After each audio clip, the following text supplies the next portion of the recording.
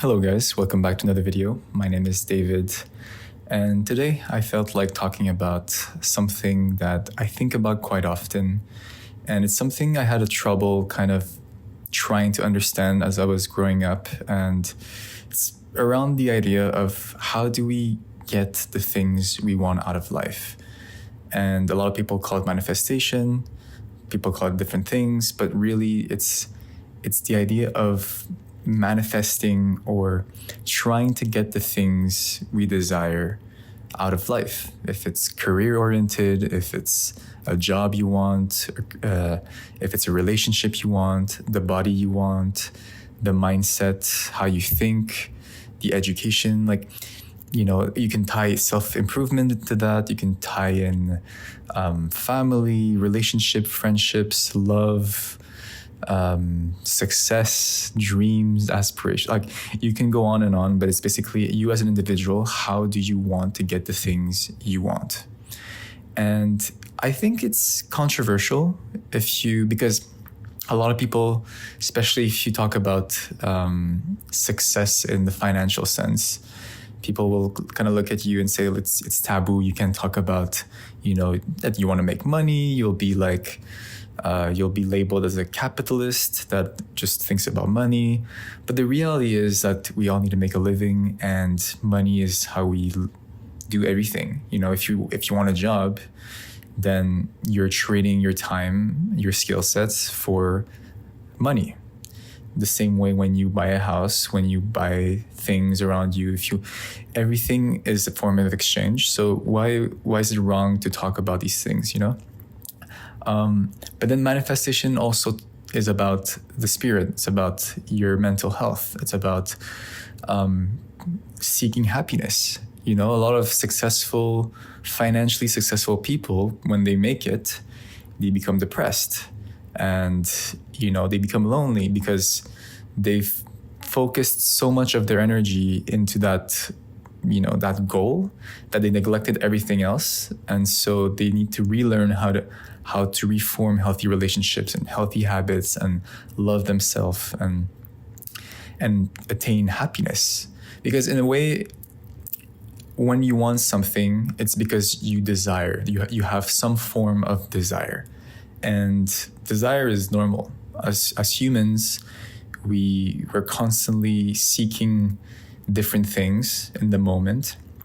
And once you have that thing, you want to seek something else. And then the next thing, and the next thing, which is okay because it's part of life. It's part of how you evolve and grow and learn and get better.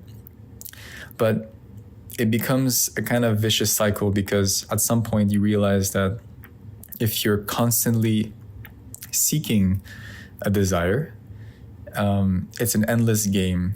And so that's why a lot of people who seek, let's say, money, at some point, it never ends. And then that's where you kind of have to have a lot of self-awareness, and you have to be able to let go of some of these things and realize that it's just something that you put on to yourself. But I think for most of us, I don't want to go into that rabbit hole because I think for most of us, we're still trying to figure out, how to get that in the first place. I'm a big, believer that financial freedom is something anybody can attain, especially in today's age. And, people will say well, no, some people have it harder. And, it's some people it's not everybody who can have wealth. And I completely disagree. I think right now we are in a digital world where you have access to unlimited resources and knowledge and social media. You can connect to anybody. You can network with anyone. If you truly want it, you will be able to get what you want. And I'm saying this with a grain of salt because it does sound really wishy-washy guru kind of thing, but hear me out. I think if you're someone who is struggling, you have some form of desire, it could be financial, could be happiness, could be relationships, you're looking for the love of your life, or you just want to be a better leader, or whatever it is, you have something that you want, but you don't know how to get there. I think I know some things that I've learned that have helped me get the things that I wanted, if I think like 5 years ago or 10 years ago. And then now I'm in this position where I'm like, wow, I'm taking a step back, and I'm very grateful for all of the things around me. But these are some of the things that I've actually manifested in my life. For example, I got into MIT and Harvard last year. Those were my two dream schools and the best schools I could have asked for. And it was something that I only would have dreamed of like just 5 years ago. My whole life, I was a max B student, C student often. I could not read. I did not like reading at all. Anytime I had a book given to me by a professor for a class, I remember reading in high school or even elementary school, and I would always just reread the same page over and over, and the information would not go through my head for some reason. I honestly grew up thinking I was just not smart. I thought I was a dumb kid, and that I just, reading was not for me. Math was not easy for me. I failed ethics class. I failed so many classes growing up. Luckily, my parents were very supportive. They never shamed me for it. They tried to help me out, maybe by asking like their neighbors or their friends to tutor me and stuff like this. But I was not an easy kid to educate, which stuck for me for a long time, because at some point when you grow up, especially when you're young, you're like a sponge. Whatever people say about you, you're still forming your identity. So the things they say really stick to you, and they become part of your identity and how you think about yourself and who you are. And that can kind of mess you up in some sense, but it can also build, a lot of resilience, or it can build some form of identity in the beginning. And for me, it was, I thought I was, I love drawing, I love sketching, I was creative. I was all over the place. I just like playing with my friends outside and inventing games, and it was something creative. But I felt like, anything that's like school related, science, math, whatever, that was not for me. Later on, I saw people around me that, I would look up to, and they were just the same age as me, but I would like look up to them, and I would be like, hey, I want to be like them. Like, they seem like they're working hard and they're getting good grades, or even people above me. I would look up to them just because of how they were as a person, and they became my quote unquote role model at the time. And then I would just try to pick up what they're doing and mimic, because as humans, all we're doing is just copying each other and mimicking and trying to learn from each other, even if it's consciously or unconsciously. So, there's a lot of things you can learn about just looking at other people. And so when I was young, I was, rarely anxious and very shy. I didn't have a lot of confidence. And so, when it came to academia, I thought, I don't even know what I wanted to do. But then I had a friend who was really academic, and I just told myself, like, it might take a lot of time for me to understand concepts, but my friend here just works really hard, and she seems to get good grades, so I'm just going to do what she's doing. And I would just tag along, follow what she's doing. And, I just start picking up, just practicing. Meanwhile, people around me would just get amazing grades in like a few hours or a few minutes. And I was grinding like 2 times, 3 times the amount that they were doing just to get like an okay grade. And that was pretty much my whole early education before university. Before I started architecture school, I was just grinding like the most I could. I was just working hard, not even working smart. And that's something I learned later on, is that like you can decide how you want to work, or there's strategies to that. But initially I was just like going full head first and trying my best to do as much as I could. And it was not the best, I wasn't getting like A's and crazy grades, but that's the most I could do at the time. And so now for me to be in probably one of the best universities in the world, so I'm studying at MIT right now, but I got an offer from Harvard. The fact I could reject Harvard's offer is still mind-blowing to me. There's some things that I've done that I realize only now that have helped me kind of overcome that. And I can only realize it now because my belief or the idea of myself is very different from what it was back then. I talked about anxiety and self-doubt and shyness. I feel like a lot of these words I don't identify with anymore. I mean, obviously I still get anxious. Everybody gets anxious. We overthink. But I have a lot more confidence in myself. And if there's one thing that I would tell you to really embrace is the idea of confidence. Because when you have confidence, which is just some form of self-love and self-appreciation, and like you know your own worth, that is all you need. You are good, because the world is really hard.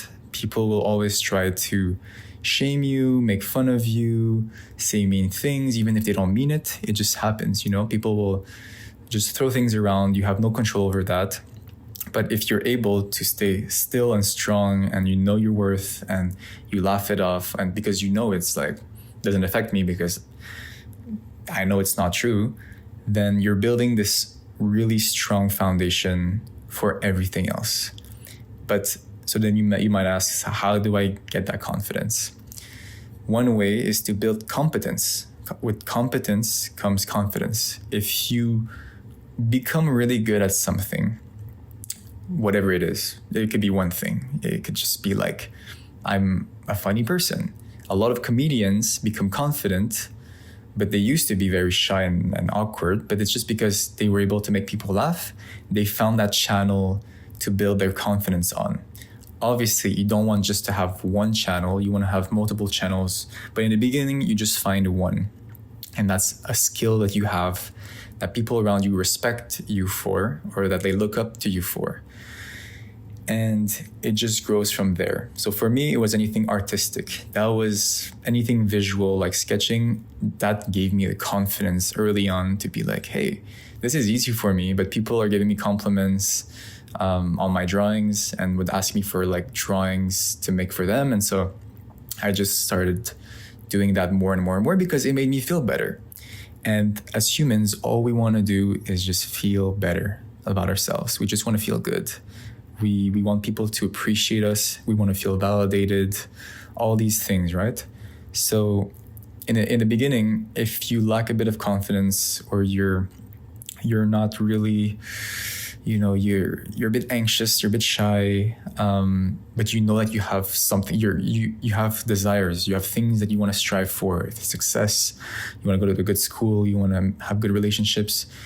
All of these things can only happen when you can express yourself fully, authentically, without restraint. But in order to get there, you have to be confident. You have to be your first fan, before you can have other fans. So if you don't have love to give, you can expect to give love to others. That's how I think. And so I'm starting this video with confidence because I think that's a very important foundation to have first, is practice building your confidence by doing something that you enjoy and that you're good at. And you can only know what you're good at when you have heard people tell you that the thing you're doing is good and that they enjoy doing it, they enjoy you doing it. So that's my first kind of key lesson, or my key takeaway is build a firm foundation. If we're going back to the initial question of like manifestation, how do you manifest the things in your life? Once you have that foundation and you know that like, hey, I might not be perfect, but I'm ready for this challenge, whatever it is, then it becomes more of a mental game, because, and that's where we're going more into, I guess, the philosophical or the the deeper part of it, because confidence is more like your body, you as an individual, like physically how you are, because you have to be performant, you have to be in a good mental space, or at least have a tough skin, in the beginning. Once you kind of have that, at least a little bit, the important thing is you have to realize that whatever thoughts you have directly influences the actions you make. And the actions you make then influence the thoughts you have, and then vice versa. And it becomes this loop where it becomes thoughts, actions, and that is it. And then these together create your environment.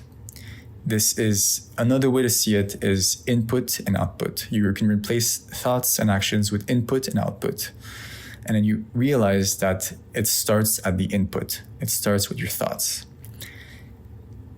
Why do I call it environment? It's because all of this, or all of the things around you, the way you live, your day-to-day, going to work, going to school, what you eat, what you consume, the videos you watch, the music you listen to, the books you read, everything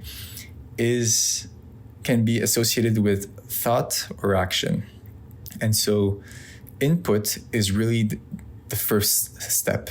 The things you consume are the things that are gonna like affect your body, the way you think, and that can be the foods you eat. Obviously, that's the simplest example. If you eat junk food, or if you eat bad food that makes you sleepy, that makes you think slowly, or just makes you feel bad, then how do you want to be in your best performance if that's what you eat all the time, right?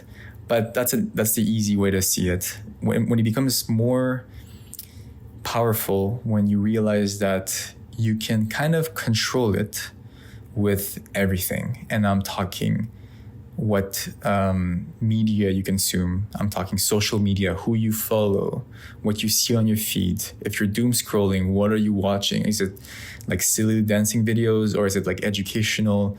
Are you reading books? Are you consuming different forms of information from very successful people? Like, what are the things are you doing to educate yourself? Are you listening to podcasts? Are you training? Are you talking to people that you resonate with and you want to grow with? All of these things, like, you have to kind of give to yourself first. And then naturally, if you immerse yourself in that environment and you just consume positive media and forms of information, then naturally you will kind of act in accordance to what you've been consuming, because you've kind of been training your mind, a bit like how a baby learns a language. Babies learn, like, or if you just think of how do people learn languages, how did you learn a language as a kid? You were just being fed the language nonstop with your parents, your friends, and then eventually, like, you just start speaking because you've just listened to it so much. It's the same concept. Language learning is exactly the same way as like learning any skill. So if you're surrounded with like amazing artists who paint and that create amazing artwork, or if you're surrounded by scientists who invite you to their labs as a baby and you see like their experiments, you're just immersed in that environment, and that's your unfair advantage. You will pick up like these skills a lot faster. So it is important to kind of first be aware of like, what environment am I in, and if it's not conducive to where you want to go or where you want to be, modify it, change it, adapt it. And that's what I've done. I don't know how I was able to get on that journey. I think it was a mixture of being with the right people, having, the right parents, but also being very curious. And because of my weaknesses, I knew that school was not, giving me the best when I was in high school and everything. So I was seeking information online, and I was really curious and like absorbing a lot of information and trying to get better because I was kind of frustrated with myself. But if you're frustrated, use that as a fuel to tell yourself that like, hey, a lot of these things, like I can hack. I can just subscribe to podcasts that I think will, even if you don't know, like you just try out. And if you have an idea of like doing something, or you want a new skill you want to learn, or you want to get better at fitness and you know nothing about fitness, just read up on it, like learn about it and talk to people who do it, ask about their advice. And then that's how manifestation starts to work. Very simple, but the more you consume the things that will lead you to the thing you want, it might take months, it might take years, but you will naturally gravitate towards that goal. It's just natural. It's like the law of nature. It's like a flower kind of bending towards the light. That's where you're heading towards. So if you're stuck and if you're unsure and you're very, like in the beginning, I was really into entrepreneurship and I wanted to start a business so bad. I was like, I want to do a startup. For some reason, I just was gravitating towards that. For you, it might be something else. But I remember back in like late high school, I wanted to start my own business. So I knew nothing about it. No one ever taught me about it. So what I would do, I would just go to the library and just pick up some books I would go through the business aisle and just pick the ones that I resonated with and then read it on my own. And like I said in the beginning, I hated reading. I never knew how to read, or, I was super slow. And in the beginning, it was rough. I was rereading the same pages. Nothing was getting like in my head. It was like the first time I was actually reading something for my own enjoyment. And I remember spending a lot of time in the bookstore, just like trying to look at the pages and the words. And a lot of the words I would not understand. Sometimes I would look it up. Sometimes I'd be lazy, but I would just stick to it. And I would tell to myself, like, I am a reader. That is something I want to do. Like you have to have some form of long-term vision of like, I see myself being a reader and reading tons of books and knowing so many things about different subjects. And I just stuck with it, and then it became like a habit where I would just carry books, and it became kind of a game and really fun. And eventually, now I can pick up any book, doesn't matter what subject, and I can figure it out and understand most of it and read it pretty quickly. And I just have a love for learning now, where it almost became like an obsession in a few times, where I would just, especially when I got an iPad, and then I learned about like ways to get books for free. And then I would just download books, like any form of book. I would try to find it, download it, and then have it quick access to it anytime, anywhere, without having to carry like a pile of books with me. But if you've never, if you're starting out, like a lot of things, you will naturally get better. And then you will meet people who resonate with you as well, who have the same goals, who think the same, or have this, same aspirations. And you will kind of feed the energy together, and you will just go closer and closer to that goal. So anyways, all this to say, like, thoughts lead to action, but you can control the thoughts you keep in. And if there's people that are like pushing negative thoughts on you, that's the hardest thing. You just have to block it out. You just have to try to avoid it as much as possible. And I know that sucks sometimes, because it might be your best friends or your family members. And I remember for me, it was probably the hardest when it was my own parents, where sometimes I would not agree with a lot of things. And I knew that I needed this distance.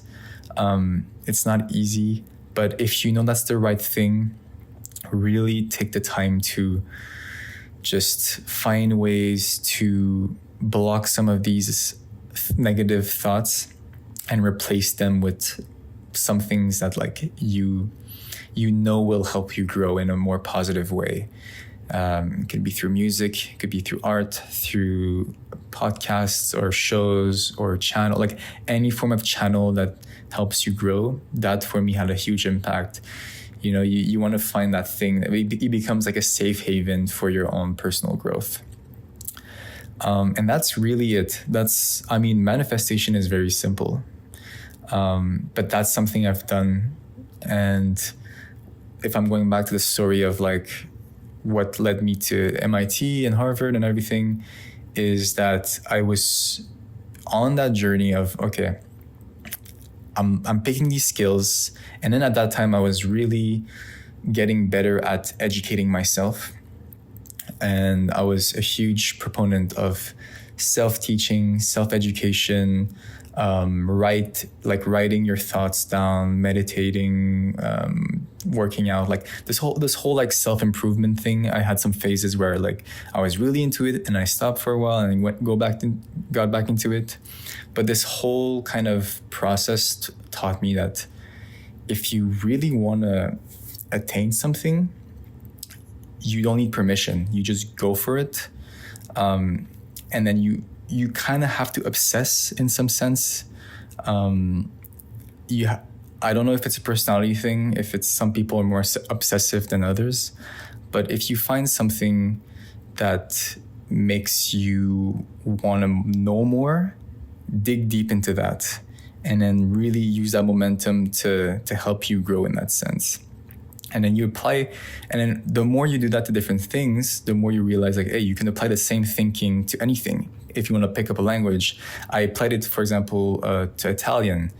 I was fortunate enough to get an offer to study in Venice for a few months. And I wanted to learn Italian, so I applied the same thinking where every morning before going to school, like on my walk, I would listen, and even at night, so back and forth, night and day, I would listen to Italian audiobook, and then I would practice like speaking to myself, almost speaking to the audiobook, because it was like a question and answer, and like I would have to respond. So I was like talking to the audiobook in a way. It was like interactive. And so I did that for like months. And then even when I was in Italy, I was still practicing that while I was there, because I was also immersed with all this Italian around me. And then eventually I picked up the language and I was able to like speak to people and like face to face, having conversations, like obviously having French help me with the grammar and the syntax, because it's very similar. But still, I was able to learn Italian on my own for free. No courses, no teachers, just pure input and output. That is it. And then I applied that to architecture, to design, to entrepreneurship, everything. Even my own, like understanding my own psychology, understanding myself. I would take the time to really all of this is just skill building and just input, full immersion, just obsess about something, consume different information that has to do with that thing that you want to get. If you want to go to a dream school, what I was doing is I would look into everything that I was interested in going to MIT architecture. That's the program I'm studying in now. And so I was looking at the department's work, the professors, the students that went there, the research, the different labs. And then that led me to like different subjects and the working environment and companies that came out of it, getting in contact with people there, and being very proactive with trying the hardest to get in front of these people and like getting to talk to them and asking them questions. And all of this stuff like you can do now because you have the internet. You can learn learning is free. You can just learn anything you want. And then once you learn enough, you can speak the same language as someone who also knows about that subject. You can bond with them, and then that becomes a friendship or whatever. And then you can start collaborating on something and then that leads me to the other idea, or just another concept, which I like to think in two ways, or there's two words you can kind of call it. There's game theory and or strategy.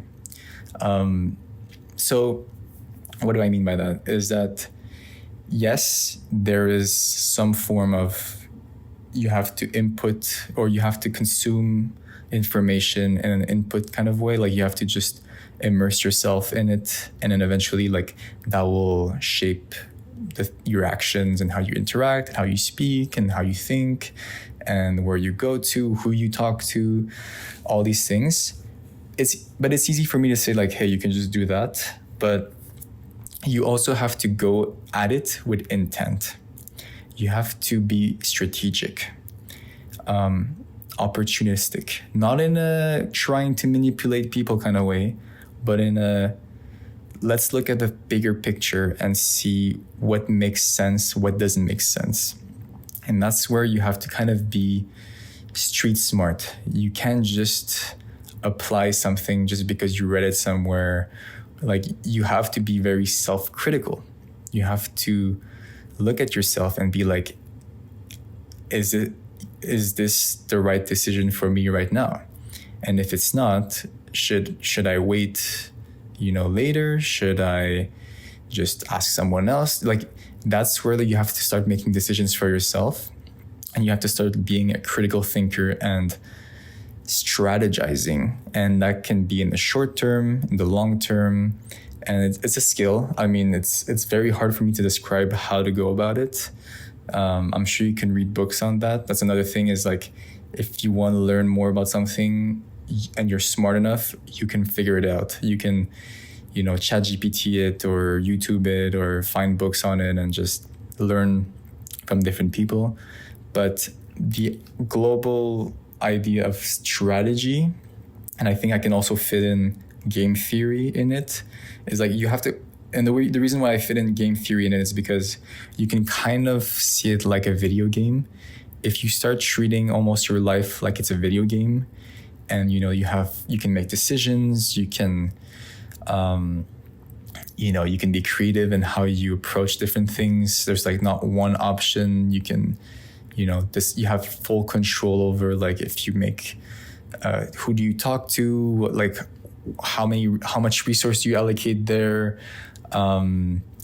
It's like you're kind of seeing it like as if it was like a chess board or like a giant game board, and then you're kind of moving the pieces and then seeing how they react. So it takes practice.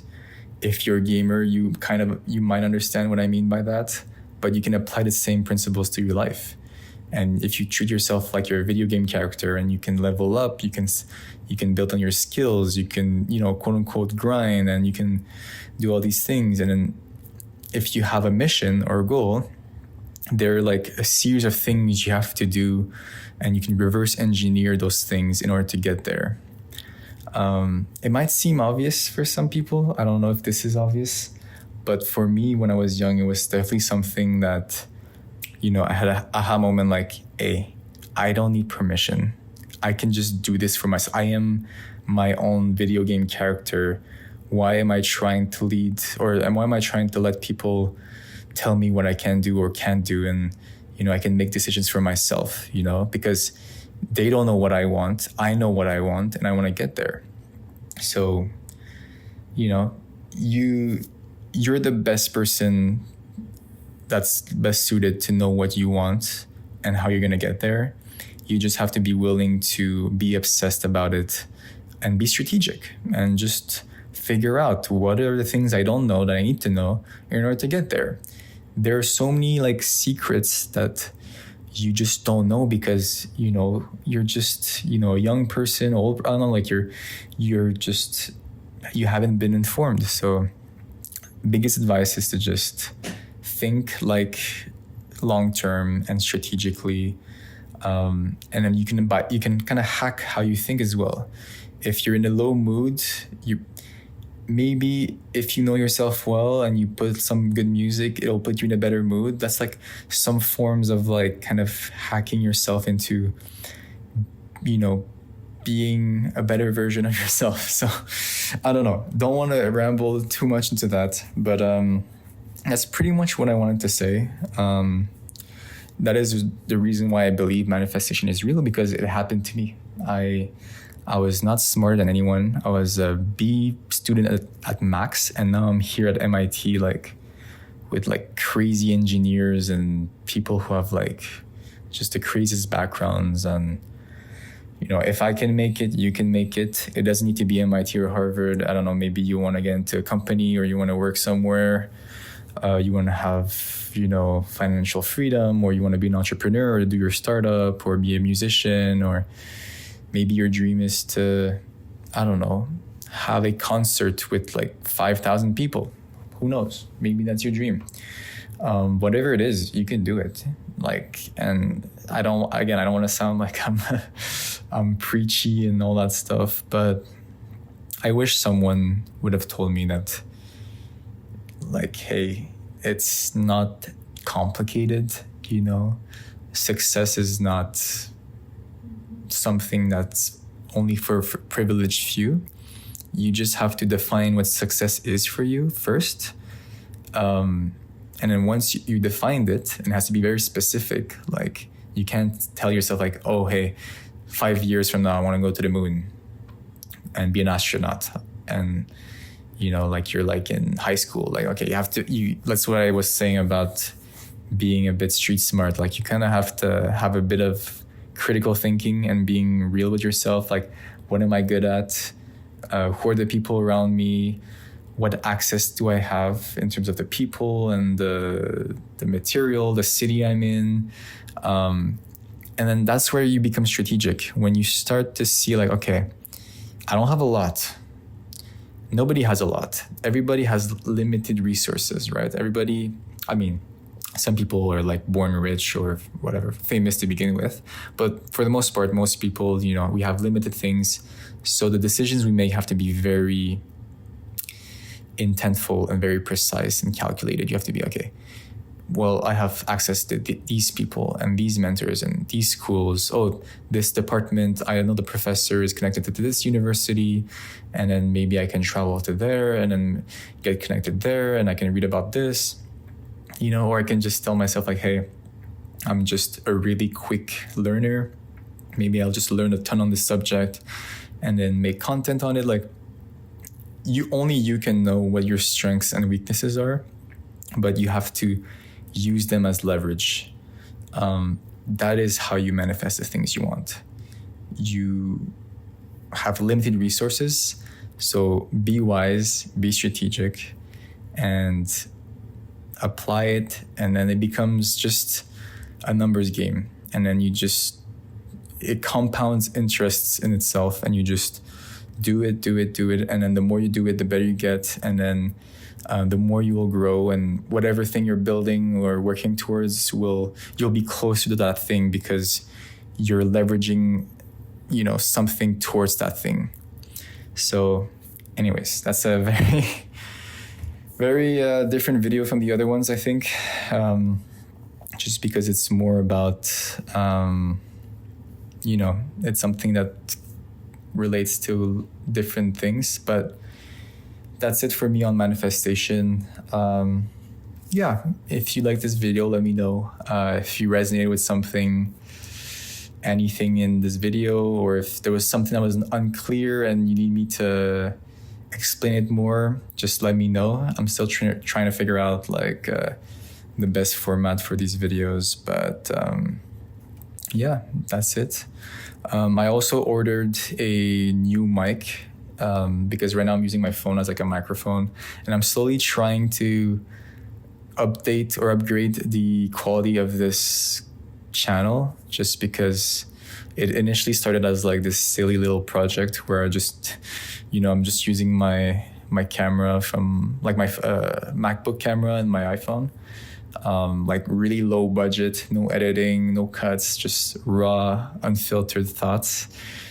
Some of you guys seem to like it, so I might keep doing this, but we'll see. I'm still trying to figure out if I should update the quality, if I should edit some parts, what subjects I should talk about, like if I should talk more about my experience at MIT and how, going through grad school and the application process and admissions and all that stuff, or if I should talk more about philosophy and psychology and entrepreneurship, business, creativity, design. Like, I don't know. I'm still trying to figure that out, but yeah, we'll see how that goes.